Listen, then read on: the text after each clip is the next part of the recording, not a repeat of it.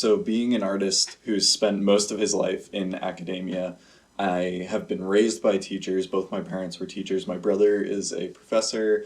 I currently teach private lessons and I talk to students all the time. All of my closest peers and artists that I communicate with and collaborate with have been students or went through academia. Most of them have gone through both undergrad and grad school. There's this conversation or dialogue happening between all these people who have already expended all of this money to go to art school about the value of their education or their degrees.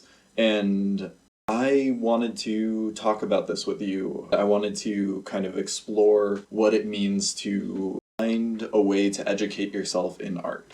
And this can be through private lessons like what I teach, or it can be through going to a college and finding a program you like. Maybe there's a program that does some type of graphic design oriented job, or you are a painter like myself and you have artists you want to work with, or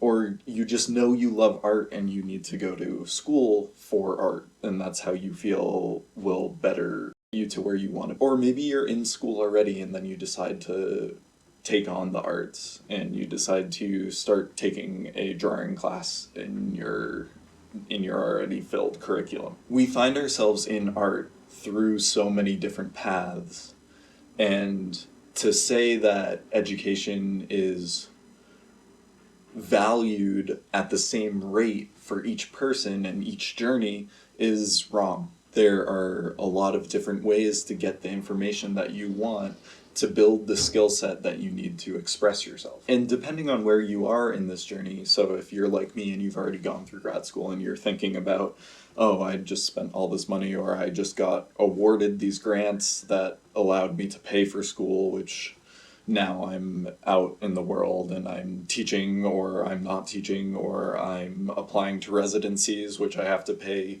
$1,000 to go and make art in this place, or I am paying for my own studio by working a job somewhere else. There is this kind of structure of debt around acquiring skill sets in even in other like more lucrative fields. I've found that creative jobs, you need to have the time to develop, and you need to have the mentors and the influences to help you develop your aesthetic and creative portfolio. And there are a lot of ways to get these tools, and some of them cost more than others. And depending on your reason for building this skill set, you can find the path that best suits you.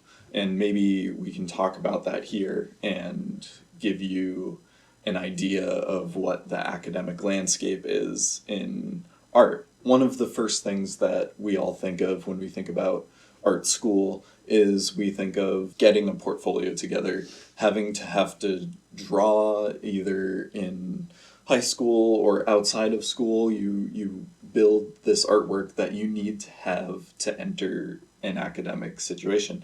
And sometimes you do that through private lessons where someone provides you with a curriculum, or you take a portfolio building class, or you just draw in your sketchbook on your own.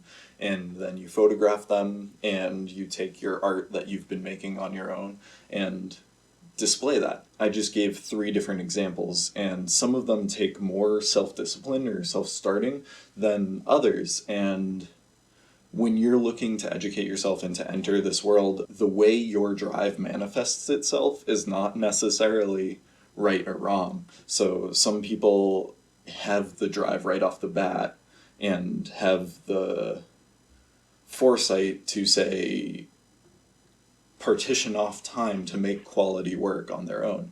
And then some people, depending on where you are in your life, you might have other experiences that you want to get under your belt before you're thinking about these professional, kind of more valued, marketable skills.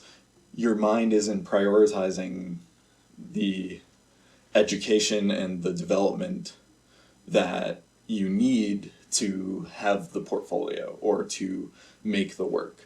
And this is something that we come to on and off throughout our life. As you go through school, when you go through undergrad, you might have a section of time where you're making work consistently, and then you might have a section of time where you stop. Or even if you're not in school, you might have a section of time where you're drawing really regularly and you're building these like beautiful images, and then you might have a time where you start thinking about cooking, or you're thinking about music, or you're thinking about needing money to pay for your car, or there's all these different things that happen in life that will move you in and out of this productive kind of driven regimen. And we use these educational systems and these tools to inspire us to make that time, to understand where we're letting things go and where we're taking them in. So you might look up a YouTube video on how to draw a portrait if you haven't drawn in a while, or you might look up a YouTube video of someone explaining what the value of education is. Then there's these ways that we find to inspire ourselves to establish this practice.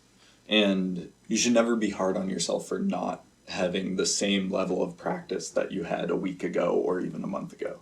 And that's why we have these mentors and friends and colleagues and peers that are working with us and going through the same waves, same dips at different times. It's not as much about competition as it is about inspiration. You might find that you get what you need from online educational resources, so you find that the how to draw book method of learning to design a figure is what you wanted. That's you're looking to be a concept artist, and you didn't feel that you needed to speak directly to someone who's experienced in that field. Or you might find that you need to get more hands-on skill building. You want someone who has exercises for you to do. So you might start looking at videos of people talking about art. From that, you might want to start talking to people. So you might want to start actually getting information that you give someone else what you've done, and they give you their understanding or development. And sometimes that needs to happen behind certain paywalls or certain institutional boundaries. So let's say you want to work with an artist who has 20 years experience as a graphic designer or an illustrator.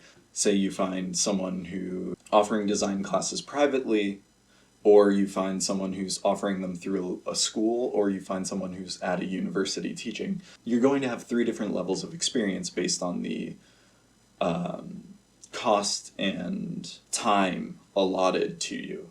So, and this experience does not equal quality necessarily. So some people have years of experience, and they might just be as qualified to teach you as someone who has only a small amount of experience, but that person's value is going to go up drastically very quickly. Whereas you might find a college professor who's been working with students for decades and working in illustration for decades, and they have this combined experience that maybe they don't make the work that inspires you as much as this younger, newer illustrator does, but they have experience talking and thinking about these critical questions. This is where it comes down to you understanding what you want from education, or how you know your own work. So I'm a fine artist, and I mostly work with oil paint, and I have a whole community around me of exhibiting professional artists who sell their work, or they teach at schools and support themselves to make work and show it. And there's a variety of conceptual artists and visual artists that they're reliant on the educational system to support their practice. So a lot of artists need to be teaching to be able to show their work, because the development of that work to get it to be marketable or to get the value to go up is based on them being able to support themselves while they can't sell it. And that is a system that education has kind of like perpetuated. So you have these higher education platforms where people go to school and then they're told that they need to teach, and then they need to have a studio, and then they get awards, and then they get value added to their work. And that's one method of having a really free way of working. Then there are other methods where people make artworks and then respond in kind of a marketing conversation to people's reaction to what they work with. And in some ways I do a little of both, because I work and teach privately, and I am trying to make art while doing this, and that requires that you kind of compromise with your audience, and you have this conversation, and you have a social obligation to your fans and people who appreciate your creative expression, and that you find ways to support your practice so that you don't have to compromise on your creative goals. In other ways, you can find jobs like teaching or working at a museum, or working with art in a less restrictive way that is supported by these larger institutions, which we've all paid into. When you go to school to get a degree, you are paying into this institutional system, which is going to tell you that the safest job you can have is to go to this school, and